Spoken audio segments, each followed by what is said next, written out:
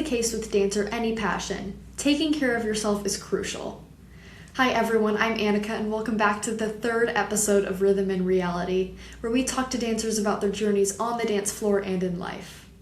This week's interviewee is Ryan, who spent the better part of his life involved in all things music, theater, and even tap dance. Let's hear what he has to say.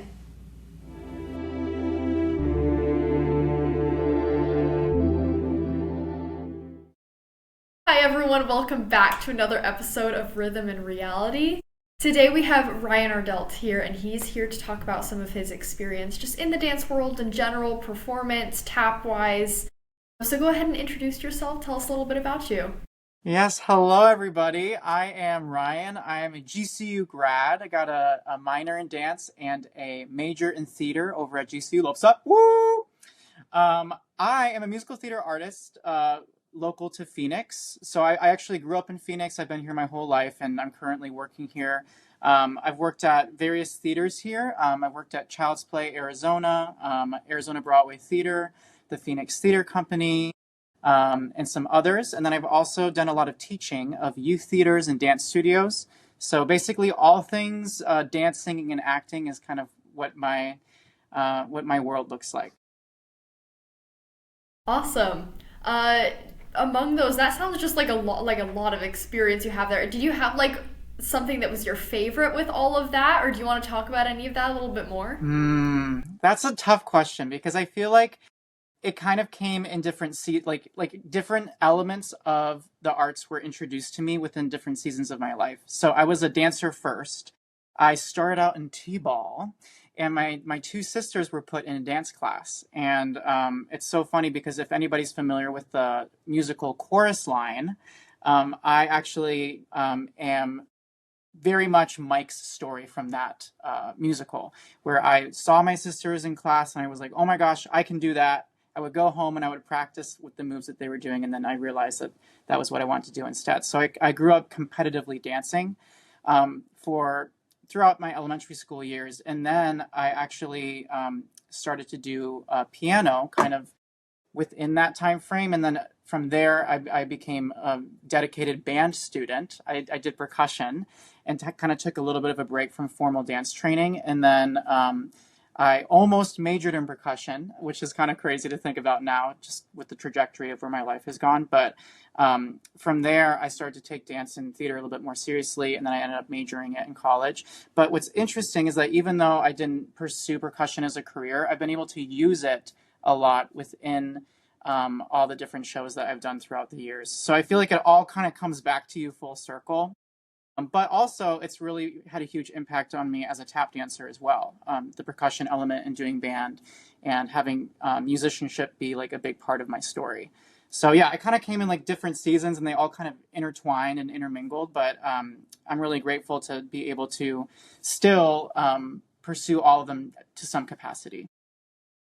That's awesome. Yeah, wow, that's crazy. I love that it was originally your sisters who kind of inspired that, because that's just very real. I feel like sometimes my sister would have that same thing where she'd see me do something and oh, I want to do that too, just like the influence that so that's really fun. For anyone who hasn't heard of, because I just wanted to focus a little bit more on like the tap aspect that you were mentioning. For anyone that hasn't Yeah. heard of that, how would you describe it to them? My goodness. Well, tap is this crazy thing where we have metal on the bottom of our feet and we express um, through movement and through sound.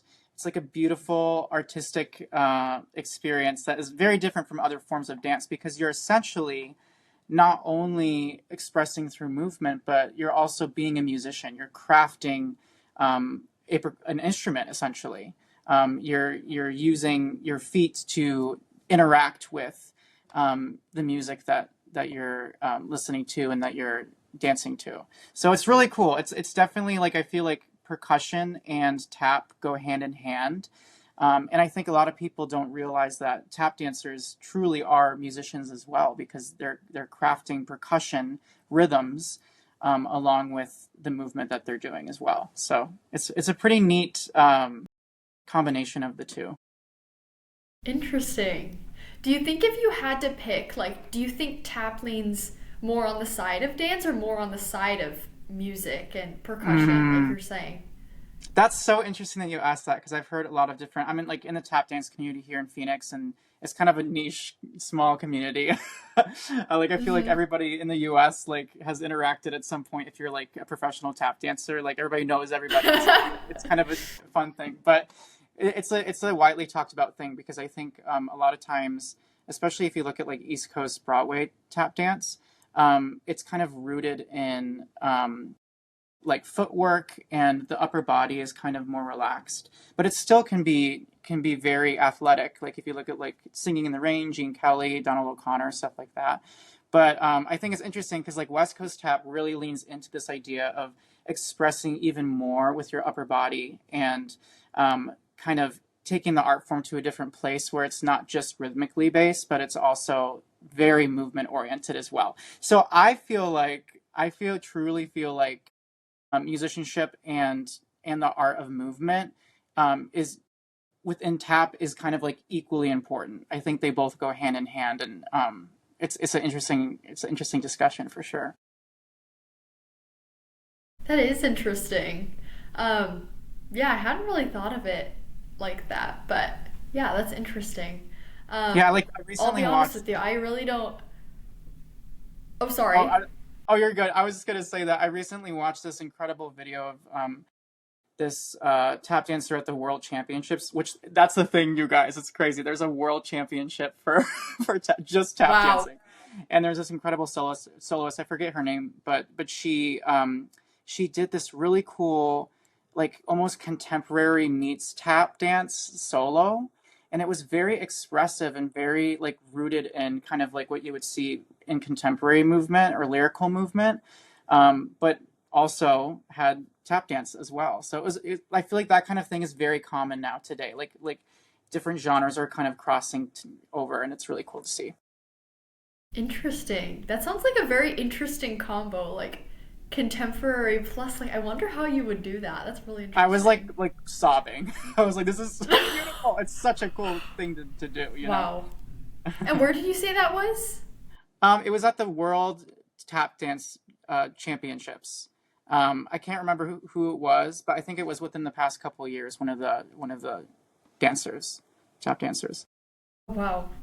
Is that something like I could find on YouTube or Yes, yes. I think yeah, if you search like contemporary meets tap world championship tap, you might be able to find it. But I remember like her costume is unique too because she almost had like a half and half, like a contemporary ooh, kind of costume with jeans or whatever. So it was kind of cool to see. that does wow, that is cool actually.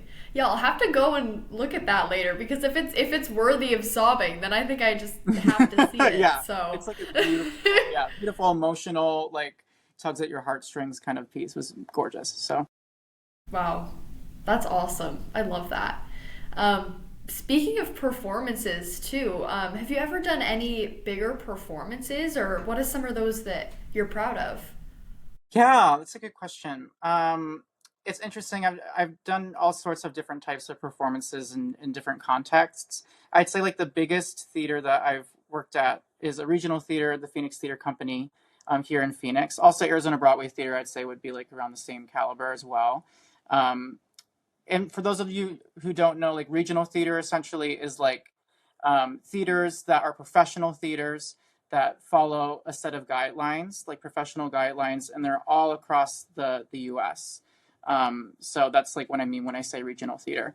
And essentially, runs will typically go for around maybe like a month and a half to 3 months is usually like somewhere within that time frame is a typical regional theater run. So I'd say like some of the biggest tap shows that I've done at regional theaters, I'd say Singing in the Rain at the Phoenix Theater Company I did, which was super fun. I was in the ensemble for it, and then I understudied Don Lockwood. And I never had to go on. It was a 9 week run, never went on. Everybody else had to go on, and I was like, "Oh no, I'm not gonna have to go on." It was kind of spooky because it was right after COVID ended, so we were all kind of getting back in the swing of things. It was back in early Hmm. 2022 when we did that. Also, another big show, not necessarily like known as a tap show, but I did Something Rotten at the Phoenix Theater Company as well, which was so fun, and there was a lot of tap dance in that as well. Those were some really cool tap dance experiences within the regional theater world. And then I've also done shows through Susie Guarino Hall, who actually teaches at GCU, which is so awesome. She's the tap teacher at GCU. She has an incredible tap dance company here in Phoenix called Tap 24/7. And she does a big annual show every year. She pulls from all across the US, dancers from all across the US. It's like an 80-person cast. It's like the coolest thing ever. But Wow. I've done that as well and collaborated with her on like writing original material for that and composing music for that, and also performing as a tap dancer in those too. So those are like some examples of like things I've done professionally within the tap dance world. Wow. That's amazing. I love that. Thank you. I kind of hope like someday I can. I mean, I haven't experimented with tap at all, but I'm kind of like to dance myself and just like try some new things. And um, I kind of hope someday I'll get to like dabble a little bit in that world, maybe, or just, I don't know. Yeah. It's just like something I've been curious about. So, Hmm. Yeah. for anybody that is starting out or is curious about it, is there anything you would recommend to them or want them to know? Yes, I'm so happy you asked that because I just wanted to talk about that. When you were Mm-hmm. mentioning wanting to get into it, I think one thing that's kind of taboo within the dance world, especially like the dance studio world, is like adult classes. Like I think people are like, "Oh, I've missed my time," you know. Mm-hmm. I know like a lot of people, even like parents who are like, "Oh, I like always wanted to tap, and now my kids tap dancing," and like, and what's really cool is that like various studios across Phoenix offer adult tap classes, which is so cool. And I think I would say like check into that, like look into like doing an adult tap class. I think it's really wonderful to be surrounded by other people who are kind of in the same world as you, who are like the same season of you, and also are interested in Mm-hmm. the same thing. It's like a great way to like connect with a community of people. I know the Phoenix Theater Company does something called Summer of Dance, which is super awesome, and it's a great way to take classes with adults and young adults. Um, and then also Tap 24/7, they have something called the Tap 24/7 Lounge, which is a studio located, it's like around just north of where I-17 and Dunlap is, like where that Metro Center is. It's like right just Mm-hmm. north of that area. And they also offer adult classes, which is super cool. So those are just a couple examples. I know like plenty of other studios. There's one in Anthem that I used to work at that had adult classes. So like sometimes it can be harder to find because it's like not as common. But I think seeking that and finding that is super helpful to, because you can literally start whenever. Like I think I'm like a huge advocate for like um, telling people that you can your dance journey you get to decide. Like just Mm-hmm. because you didn't do it at one point in your life doesn't mean that you can't do it now. Yeah. I love that you talk about like the adult classes because I kind of feel the same thing. Like I feel like it is like almost a little bit taboo where it's like, oh, like Mm-hmm. you grow up and it's almost like the norm. Like your parents want you to get into some activities, so you're like, oh well, I'll just join dance.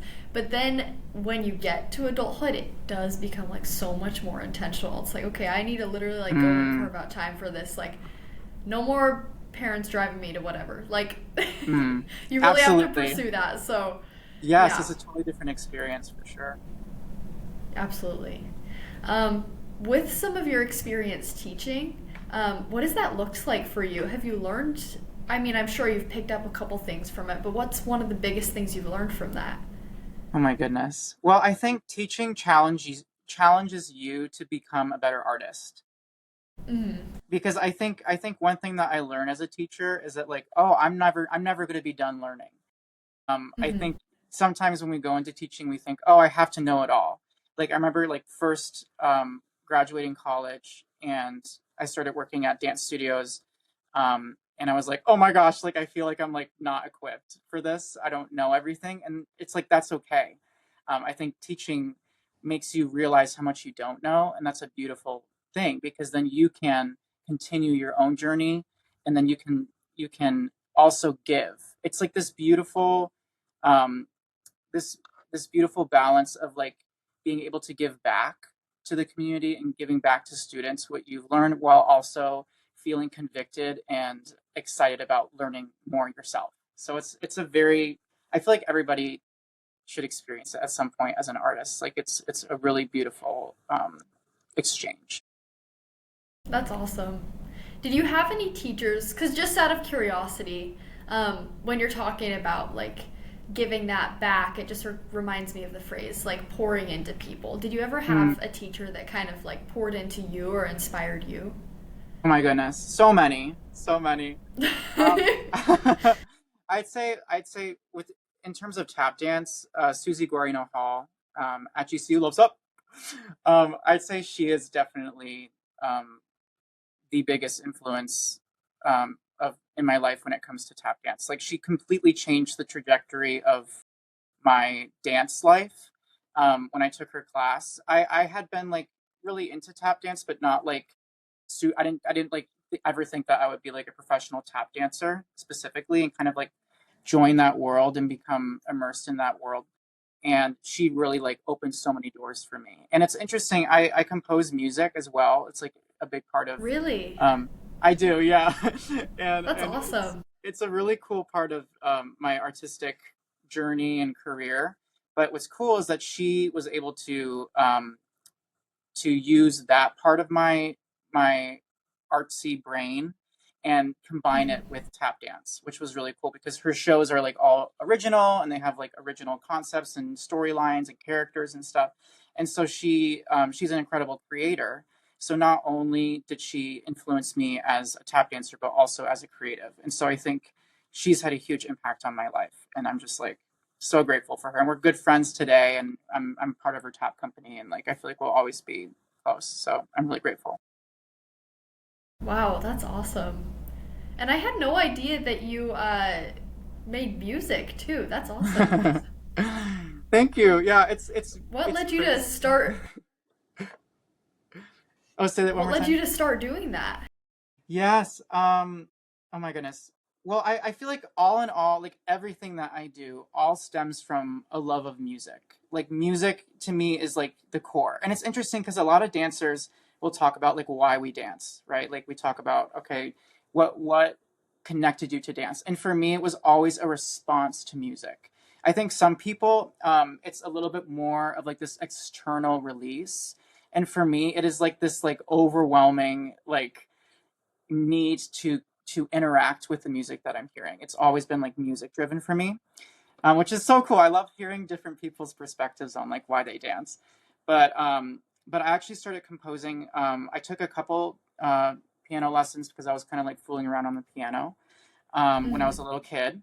And then I had to stop because I was doing dance, and dance was like this crazy thing. But even while I was dancing, I started composing on the piano when I was like around 8 or 9. I started composing my own themes and ideas based off of like a little bit that I had learned.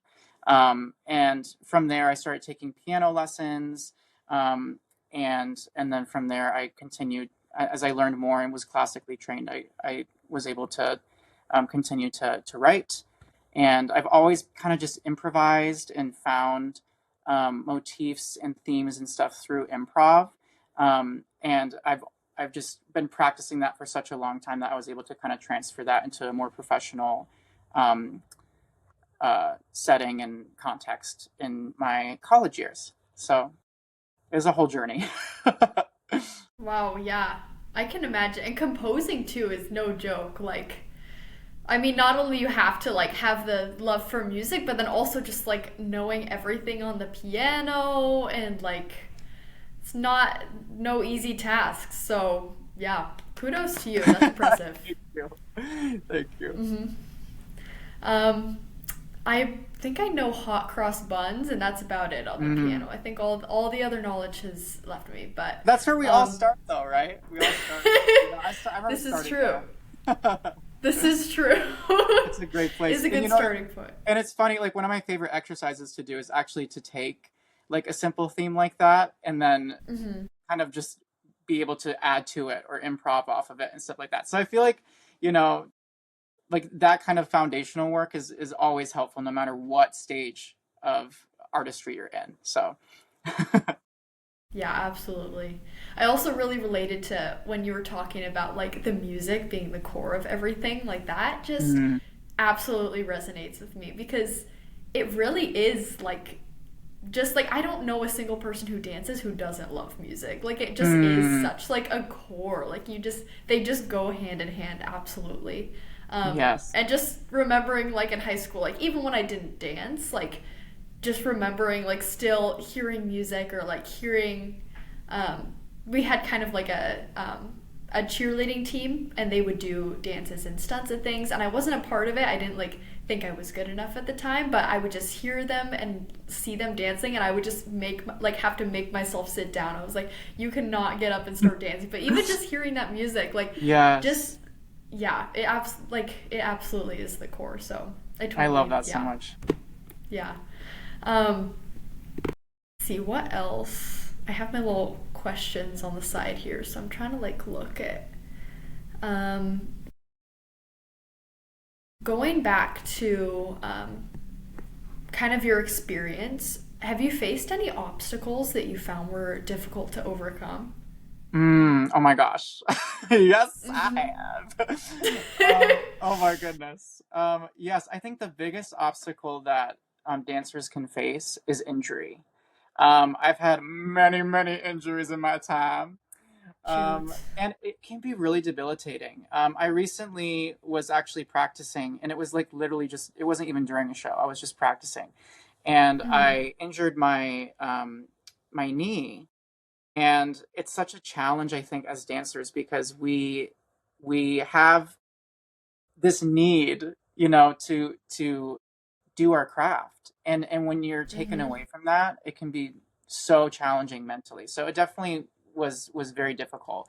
But I've had a couple of moments like that, especially when you're doing like regional theater and you're doing these long runs. We have like 8 shows a week. It's basically like the same as like a Broadway schedule. So like 8 shows a Wow. week, and for like usually around like 7 to 10 weeks, is like a Wow. regional theater run.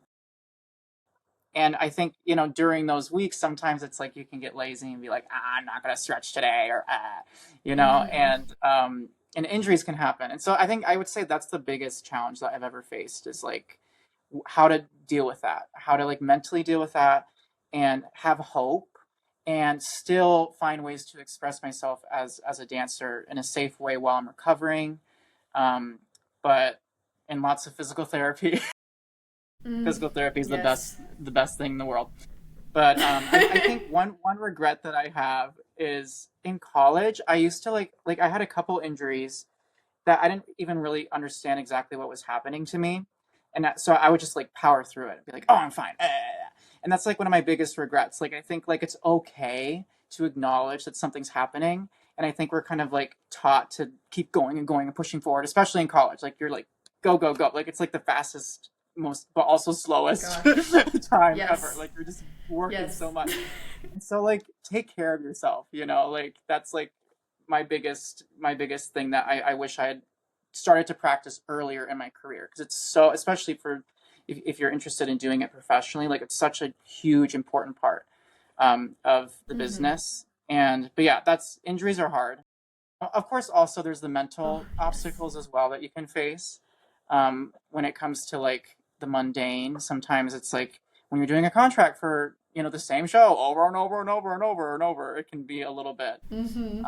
like, okay, now I have to do this again. But I think for me, what's gotten me through that is just constantly remembering, like, first of all, what a gift it is that we do, that not everybody gets to do what we do. And also just like, I think I go back to like, why am I doing this in the first place? And finding like the heart of it all and the the joy of being able to, like I was talking about earlier, we were both talking about like that response to music and being able to express that and Mm-hmm. show that um and be able to experience that with an audience and have that relationship with the audience.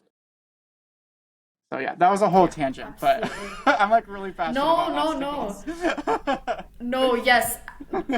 I was gonna ask you if you didn't kind of explain it. I was gonna ask like how did you overcome that? But I'm glad that you explained it a little bit and just Because it can be hard to get over that like mental barrier too, especially when you come into something like an injury that you just can't Mm, control after it happens. It's like, well, what do I do from this point? So yes. yeah, that's absolutely that would be very difficult. Do you mind if I ask as well what your injury was or how you got injured? Yeah, yeah. So I'd say, well, I've had many an injury. Um, Mm-hmm. I'd say, um, one of the I'll touch on one of the biggest ones that impacted me for a long time, and it was I was doing a bot ma high kick in tap shoes during a production of Newsies at the Hale Center Theater, and Ooh. I like injured my I like sprained my my hamstring, my upper hamstring, and so I totally ignored it, which was so dumb. I was like 20 years old at the time, and I was just like, "Ah, I'm fine." And it took me like a full year to heal. And Wow. and then I was doing a regional contract like 2 or 3 years afterwards, and I was doing some type of split jump like toe touch thing in the air, and I injured it again, and Wow. I and this time I was like, okay, I don't want to wait a whole year for it to get better, because hamstring injuries Mm-hmm. take a long time, but they also should be taken really seriously. And so I went to physical therapy, and he was able to get me better within like 5 to 6 months. So it took half the time going to physical therapy like every week, and like really like pushing through that. Mm-hmm. So yeah, that it was interesting having like that experience of the first time having it be so awful and taking so long and not doing really anything about it and just powering through it versus the second time when I like took it more seriously. Like I was able to recover so much quicker. I felt safer, and it was just a much better experience. So That's yeah, good. Oh wow. Yeah, that does not sound oof, that does not sound easy. yeah, and it's I'm hard glad too. that you were able Yeah, to it's hard when you have like that, you know, that commitment. You sign a contract. It's like you have to mm-hmm. work. It's like I think it's hard sometimes finding the balance of like, you know, when do I say I can't do this? Especially as theater people, as dancers, it's like we want to show up and like do our job, but there is a balance Mm-hmm. of taking care of yourself. So Absolutely. When you first got injured, was it just like you couldn't really tell that it was a bad injury, or you were just like kind of hoping it wasn't, and so you're just like kind of like going along, like, oh, this will go away. Sometimes I find that that's easy to do, but it's never been like a yes, serious injury in my case. So, yes, and like it was, it wasn't so serious to the point where it was like I was limping or like I couldn't walk. Like it wasn't like that, but it was like bad enough where it was like chronic, very much chronic, and like um it was challenging because my range of movement was impacted. Like I wasn't able to like kick as high as I used to, and like there were all these indicators, but it definitely was exactly what you just said. Like I was like, oh, I'll be fine. And I've been used to like, I've been used to minor uh huh, injuries and things, and like, oh, it'll get better in a couple weeks. Um, but I yeah, really think like the biggest problem was just like this kind of like go go go mentality, and I mm-hmm. think I'm like really passionate about just educating younger dancers about the idea of like when you take care of yourself when you're in your teens and in your early 20s, like it will help you later on. Because right now I'm dealing with, Absolutely. certain things that I wouldn't be dealing with now if I had taken better care of myself during that time when I first experienced like a big injury like that. So it's Absolutely. That is important, y'all. such Take good care of yourselves. advice. Oh, Thanks. yes. No. Absolutely, yeah. And it's just something like something small that's like preventative could just impact the future and just like yeah, just have such a good long-term impact. So, Absolutely. absolutely, that's such an important message. And I feel like unless you really have that experience or you've had somebody close to you who has that experience getting injured, you wouldn't really know something like that. So, Mm, I'm kind of glad you mentioned that because now if people are listening to this, then they can consider that, and yeah, that'll be good. absolutely. But Take care of yourself. Take care of it. Don't ignore it. yes, period. Don't ignore it. Um, Yes, absolutely. Have there ever been any just like purely mental blocks that you've had to kind of work through? That's such a good question. Absolutely. I mean, I think, especially when it comes to creating music, Mm-hmm. And I think that also transfers into tap dance as well, because as tap dancers, we a lot of tap dancing is rooted in improvisation, and Mm-hmm. improvisation is like kind of working that same part of your brain that like I use when I'm composing, because you essentially are composing. You're creating Mm-hmm. rhythms, and you're laying something down in the moment, and interacting with the people around you and the music, and responding to it in a way where you're like actually creating rhythm.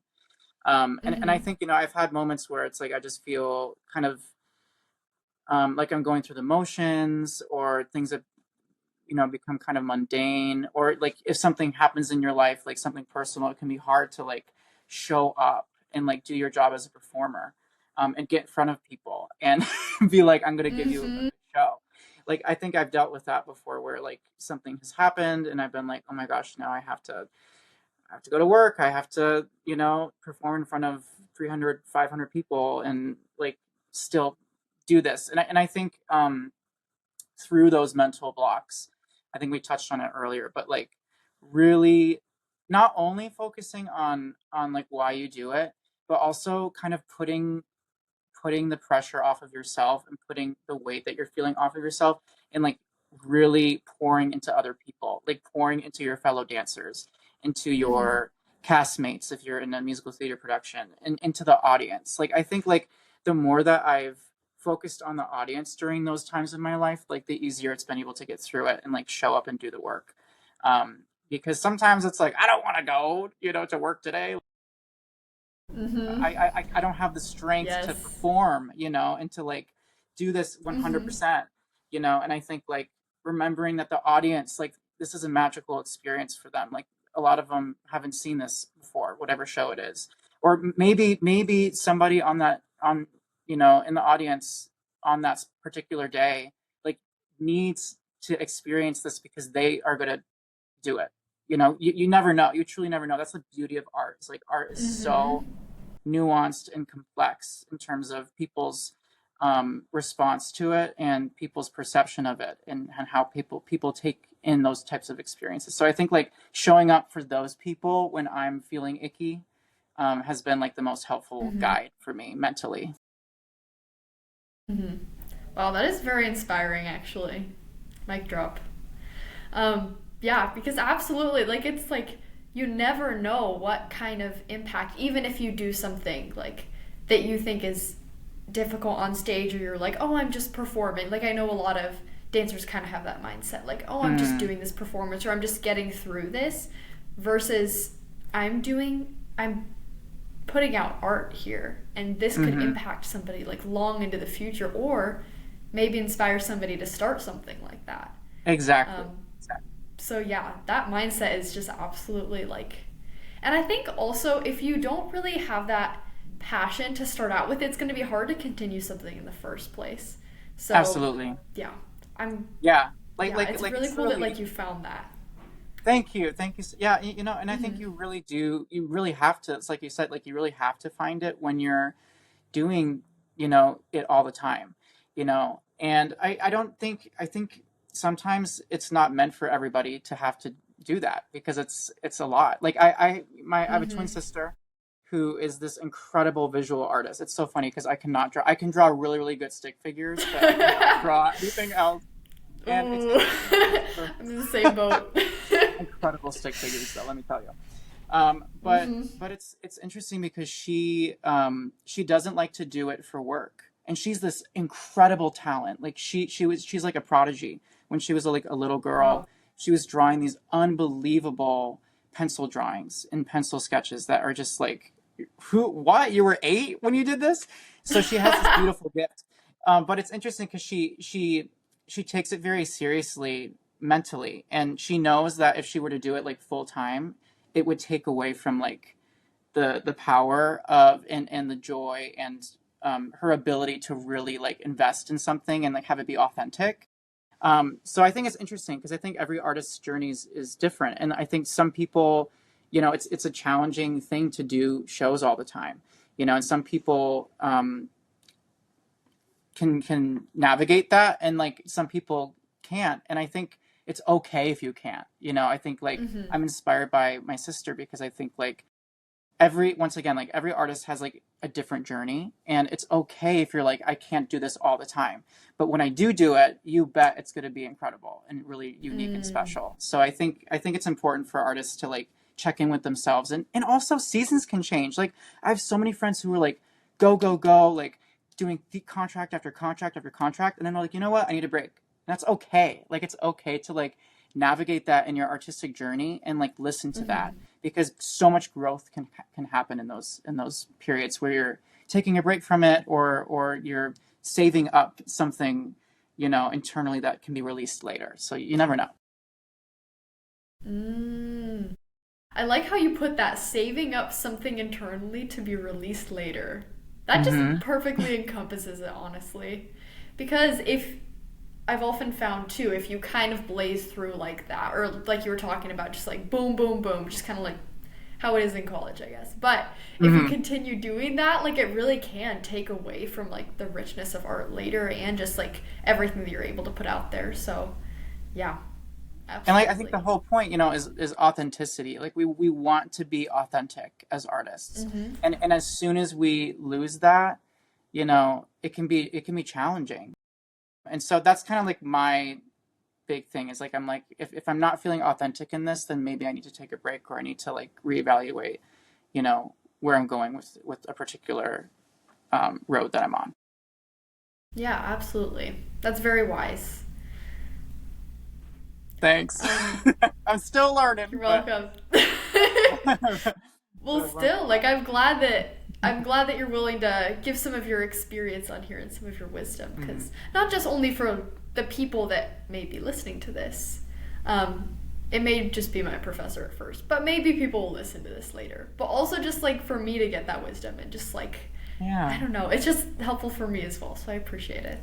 absolutely, of Um, course. yeah.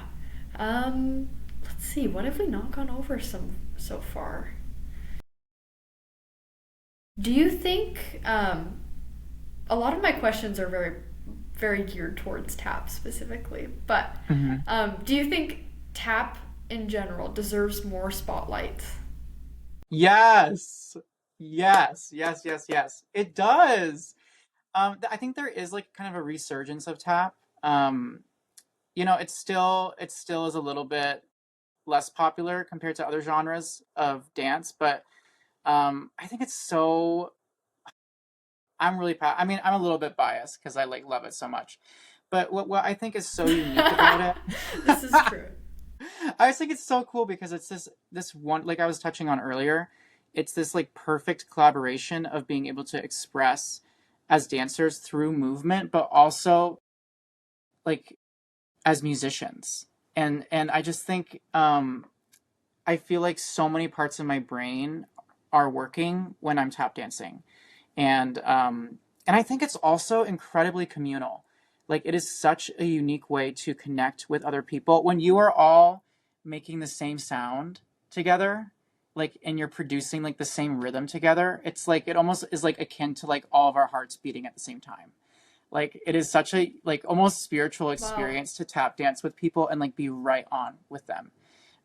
And so I think it's such a beautiful communal, transformative kind of genre that I think I of course I think all the other genres of dance can have that as well.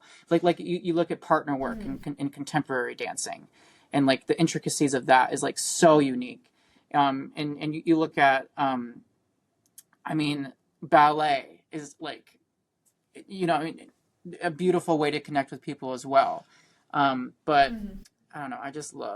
I love just sound. I think having the same sound Mm-hmm. as all the people surrounding you is so cool. That is awesome. Is it difficult to because I just picture all of you like tapping in sync, and I have to imagine that it would be very difficult, even if you technically know what you're supposed to do and know the beats that you're supposed to hit, to get that at the same time as everyone else the whole way through. Has that ever kind of been tricky, or Yeah, was it just kind of yeah, that's a good question. Yeah, it's interesting. I feel like because everybody has a different relationship with music and how we understand it.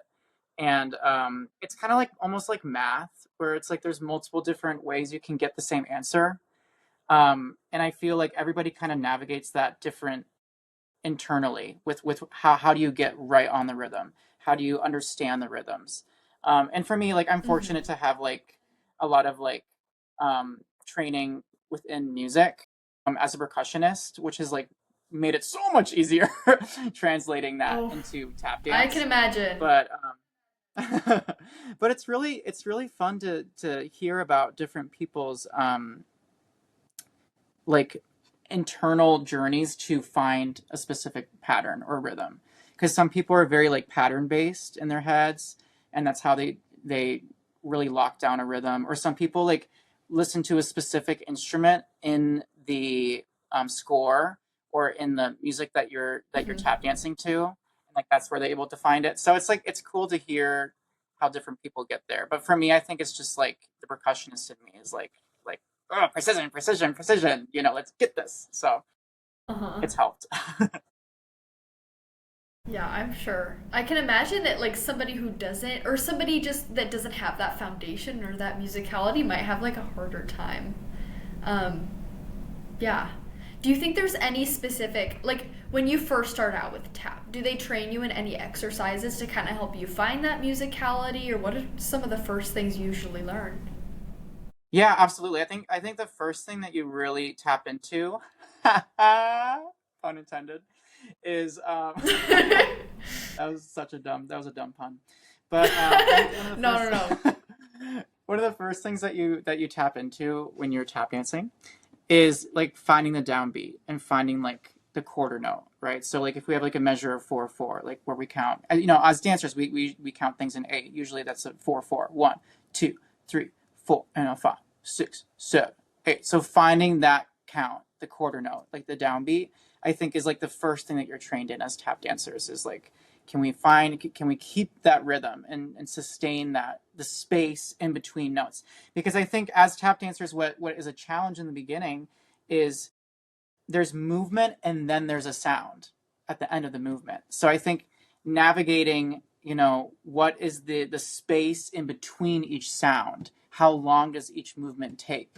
That's like the first thing that you kind of learn so that you can figure out exactly when you're actually striking the ground and making the sound. And it's like so intricate, and I love this kind of stuff. Like there's so much intricacy in discovering that and understanding that, and it's very much also rooted in percussion as well. Like with Mhm. when you have drumsticks and the distance that you have before you strike the drum, it's like the same exact thing with tap dance. That's like the first thing I'd say that you learn. Interesting. I didn't really think about like because you I mean, I guess it makes sense. Like you're making a movement and then you have a sound at the end of it. Like you can't just I mean, you could technically like stomp your feet on the ground, I'm guessing. But if you're doing like more Mm-hmm. intricate things or it might be Mm-hmm. hard to kind of time that. So that is interesting. Yeah, but even Um stopping your feet, right? Because you have the movement of lifting your foot and then bringing it down. Like that all is working, mhm. and that all is timing. Like there's timing within the space that you're lifting and then you're dropping it. So it's yeah, it's hard, but it's so cool and so fun to Interesting. learn. Oh, I bet. Is that kind of something that or if somebody already struggles with musicality, is that something that is very teachable or do you very much have to have a natural sense of rhythm going into that? Mm, that's such a good question. I definitely think um, I would argue like so many things are teachable, and I think everybody kind of starts at like a different place. Like some people may be able to hear things differently than others and like be able to catch on to things quicker. But then sometimes those people who can hear things really well might not understand the shape of the movement as well right away. So I think we all kind of have Mm-hmm. different strengths and weaknesses in the beginning when it comes to like what our foundation is. But I definitely think there's so much that is teachable. Like I have kids that that I would teach them. I'm like, I don't know if they're ever gonna get this, like, and I'm just would keep going, just keep. I'm like, I don't know, like, I don't. It's almost akin to being like tone deaf, where you're like, I don't know if they're ever gonna hear it, and then all of a sudden something Yes. clicked, and that's like the coolest moment as a teacher, and that's happened to me even like in my professional career, like where some type of rhythm or not necessarily rhythm, but like some type of movement, like a more advanced tap dance movement was like really challenging. I just could not get it. And then like a teacher brought out one super minor detail in my body that I needed to feel. And I was like, oh my gosh, that's it. So I think I definitely think so much is teachable. It's just a matter of like understanding how your brain works and like what you need and being okay with your brain not working a certain way and like knowing that there's another avenue you can go down. Because I think sometimes people are like, oh my gosh, like I can't believe I didn't get it and my friend over here did. And it's like, well, maybe your friend thinks differently than you do, and that's okay. Especially when it comes to music. Like music is just so complex and everybody experiences it and feels it and like learns it differently. And I think that totally translates over to learning tap dance and learning rhythm. So Absolutely, yeah. I can already tell, just like talking to you about this, I can tell that you're a good teacher and just like explaining this to them and just like also you just seem very encouraging too. So I'm like, okay, I can see I'm a good thanks. teacher. That's like Um, yeah. Sorry? I was just said that's the goal. That's always the goal. It's just to encourage people. Oh, for sure. Um, all right, just a couple more questions and then I will let you go. But what is one of the most difficult tricks you've learned? It can be tap or it can just be general dance.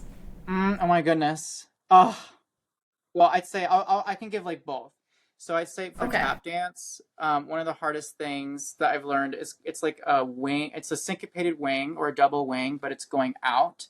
So a wing is where you go scrape, brush in, and then a syncopated wing is where you go scrape, brush in, scrape, brush in. And then a syncopated wing going outward, like landing outward, goes scrape, brush in, and you land in like a second position, basically. So that's one of the more. It took me a while to get understand and like fully get that tap movement. Um, and then I think probably in the other genre of dance, I'd say like an aerial. It took Mm. me a while to get that, but that can be a little tricky. At least for me, it was. I think it's so funny. I have students who like come into class at like 9 a.m. and they're just like aerial, like round off, back handspring, back tuck, and they're like 8 years old, and I'm like, What? cool. That took me like 10 years to figure out, but but That's yeah, no, crazy. yeah, I'd say probably an aerial is like one of the hardest things I've done. I don't understand how you can do that. How do you go upside down and not Yeah, use your exactly. hands? It's crazy. Well, I used to do it incorrectly too, because I would like just run really fast, and then I would just like go Mhm. for it and like throw it. But like you really ideally are able to, you should be able to do an aerial just like standing, like just going into like a deep plie and doing it. So it took me a while to like fully figure that out. But I don't know if I haven't done an aerial for a long time. That's like my early 20s. Oh, yeah, yeah, yeah. That makes sense. But yeah, my body would probably be upset with me if I did that right now. I probably have to train to do it again. But yeah, it's really fun. It's I used to do cartwheels all the time as a kid, so it was fun to like, oh, I can do a cartwheel without hands too. Wow, that is so cool. Yeah, that's just wow, that's crazy to me. I that's something that um I feel like you have to have a lot of confidence for just to like run and like do that. Yeah, Yeah. yeah, it's I'm definitely kind of like hoping I can develop that someday. yes, there's still time. Okay, vocals. Oh my gosh. Uh, Um, yeah. Wow, that's awesome. Um, let's see. And then I know I already asked you as well what some of the performances you're proud of. Um, is there any that you kind of want to expand on, like how that was or how the process was, like leading up to those performances? yeah, absolutely. Well, I actually, I would love to actually talk about a show I'm doing right now Mm. that was really cool that I'm like really proud of that kind of is a culmination of all the different art forms that I've done into one show. It's called Hare and Tortoise. It's a theater for young audiences show, which is TYA shows are basically for children, and it's so much fun to perform for kids. Like they're the best audiences. They're crazy. It's like a rock concert. Aww. But Oh. But it was a really cool experience doing here in Tortoise with Child's Play. We're doing it at the Herberger right now at Stage West, downtown. But it was the first time I've ever done something called a devised piece, like in a formal regional setting like this. And basically what that means is that we get the script, which is basically like the foundation of what the piece is going to be. But we did a table read of the script, and it was only 12 minutes when we read through the whole script. And we needed to make it about 50 minutes to an hour long. And so we had Wow. to add a lot of our own things and our own clowning bits. Clowning is just like a form of theater. It's like rooted in like physical comedy. And there's like a lot of that involved. And so I wrote music for the show. I was actually added on as like an extra character that wasn't in the initial script. And I underscored everything in the show, which was really cool. And so we're actually doing it right now, but during the process, it was all crafted through improvisation. And going back to tap dance, like that's also a huge part of tap dance as well, is creating and crafting and discovering through improv. And so I'm like super proud of the Hare and Tortoise show because it's about 15 minutes of nonstop music and two people who play Hare and Tortoise, John Gentry and Katie McFadden from Child's Play. They're associate artists. They're like incredible. They've been working together since the 80s, like forever and ever. They're freaking amazing. But Wow. but it's so cool because it was all crafted through improvisation, and like all 50 minutes of the music is original music that was crafted in the room, just through all of the different like techniques and skills that I've acquired throughout the years. And I play around 27 instruments in the show. So it's What? super cool. But I'm just, it's really, it's neat being able to, experiment and dabble in different art forms and then be able to bring them all to the table, like in one show. And I feel like, you know, as artists, like learn everything is like my biggest advice to artists. Like learn as much as you can and like nothing will be a waste. You know, I used to always think like, oh my gosh, like I need to be only focusing on this, but it's like, you never know when you'll use something else in some type of artistic endeavor. So I feel like that's why I'm really proud of the Hare and Tortoise, and it's been a really cool experience. Yeah. Wow. That really does sound like. And how do you turn 12 minutes into 50? That must have just been a whole journey. Wow. It was. Um, yeah. Where can someone watch this if they want to? Yeah, you can go to childsplayaz.org, which is their website, Child's Play's website, and it's still playing. I think they're playing for. I think we close in like 2.5 weeks. We have weekend shows, usually like matinees. We don't have any like super late evening shows or anything like that. But it's a super cool theater venue at the Herberger downtown. It's awesome. We're in a little bit of the smaller space. There's like a really big one called the main stage, and then there's the smaller space right next door called Stage West. But it's super intimate. It's just a good time, and it's silly and fun. 10 out of 10 recommend for all ages. And honestly, especially like students, because I think students could like learn a lot from just seeing what this is and how, and like knowing a little bit of how it was crafted. Absolutely. Yeah. That's so cool. Wow.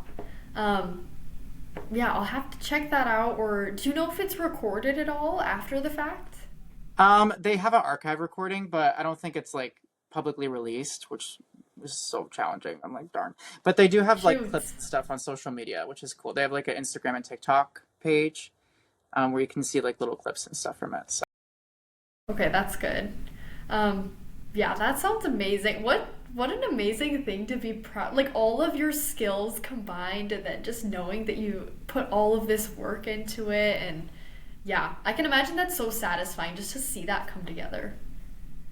thank you. Yes, it is, and I think it's like it's fun because it was just like it honestly didn't even feel like work. Like in the rehearsal room, I was just able to kind of just like and just like relax into it, almost like a jacuzzi. Like I was like just Uh-huh. sitting in this jacuzzi of like, okay, like I know what I'm Like this is doing. what I Like love.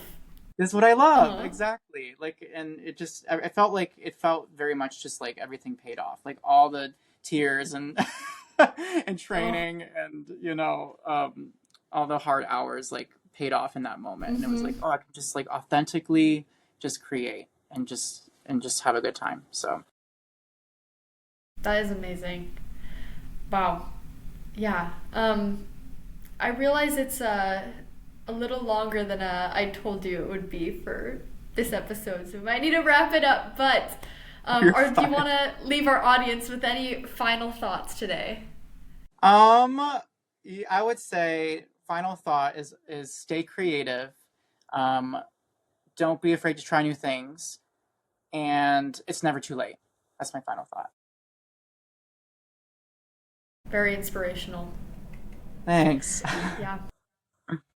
I hope you all enjoyed that episode and loved hearing from Ryan just as much as I did. Remember to subscribe, follow along, and tune in for new episodes every Saturday.